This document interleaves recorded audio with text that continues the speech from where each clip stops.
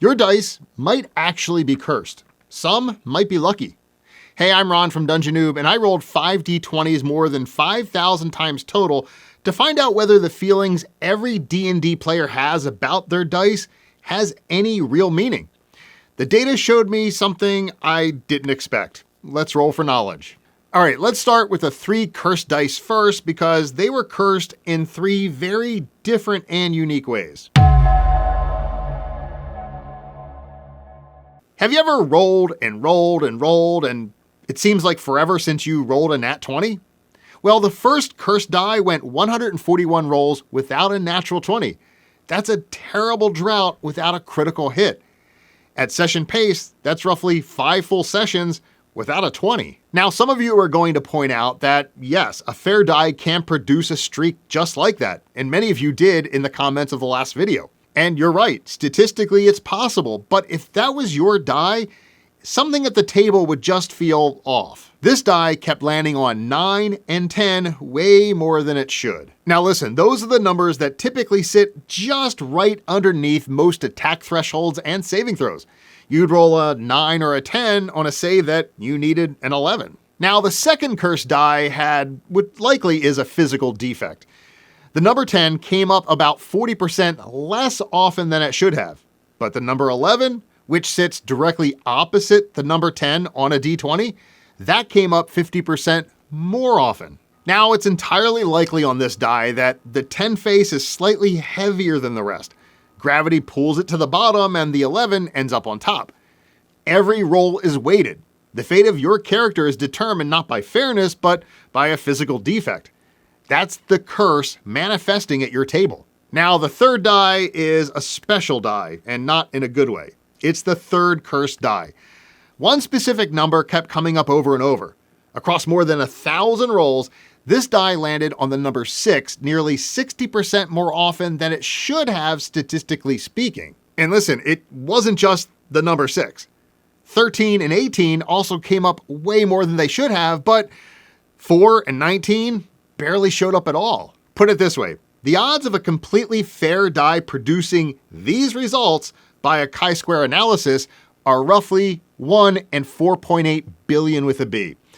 This is the die that you'd skip dice jail entirely and just bash it with a hammer and turn it to dust.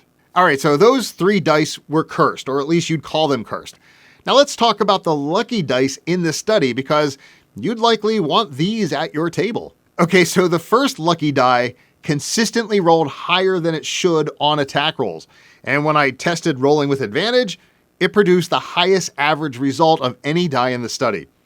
If you played with this die, well, you would think it's 100% lucky. You'd reach for it when it mattered most, or you'd always roll it no matter what. Now, the next dice is from Honest Dice. And Honest Dice, they claim that their dice are mathematically balanced and fair. So I went ahead, I went online, and I bought this die right here with my own money. They are not sponsoring this video or influencing it in any way. So the Honest Dice, which I'll call Honest Red because it's red, felt really, really lucky, at least at first. And here's why. It rolled more nat 20s over 1,000 rolls than any other die in this research. But when I dug deeper, the die did pass the fairness test. Despite rolling more crits, they were still within the range of what a fair die would roll. On the high end, but it was still fair.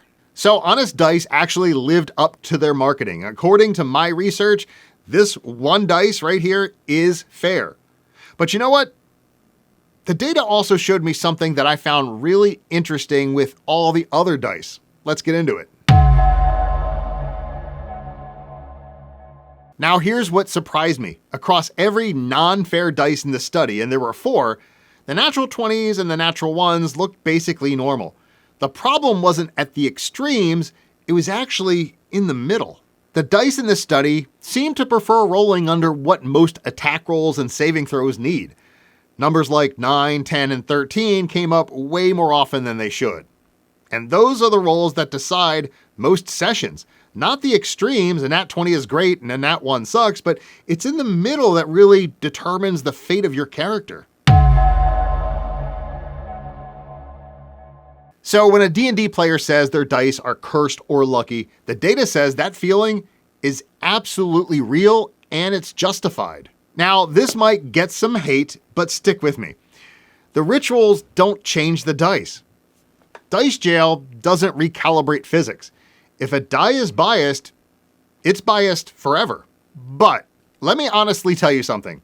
So even after I ran this entire study, after seeing the data, after knowing exactly what makes a die behave the way it does, I still put my die in dice jail the last session I played. Listen, I knew it wouldn't change anything, but I did it anyway. And that's fine. It's more than fine. It's great. The rituals are part of what makes this game so much fun. If you have a dice ritual, keep doing it. That's what makes this game come alive. Now, before we go, there is actually one ritual the science agrees with, and this idea came up from the comments in my last video. I did some research and it checks out. Keep a bowl or a bag of dice and draw one at random every single roll. Across enough biased dice, the biases seem to average out. So the next time you feel a die is cursed or it's lucky, it probably is. All right, thank you so much for watching. Remember to like, share, and subscribe. It really helps the channel. And if you stayed until the end and you want to know what I rolled, whoa, I just took the dice out. I rolled a 14, but I took it out to put it in dice jail. So anyway, comment the number 14 below and I'll see you in the next video.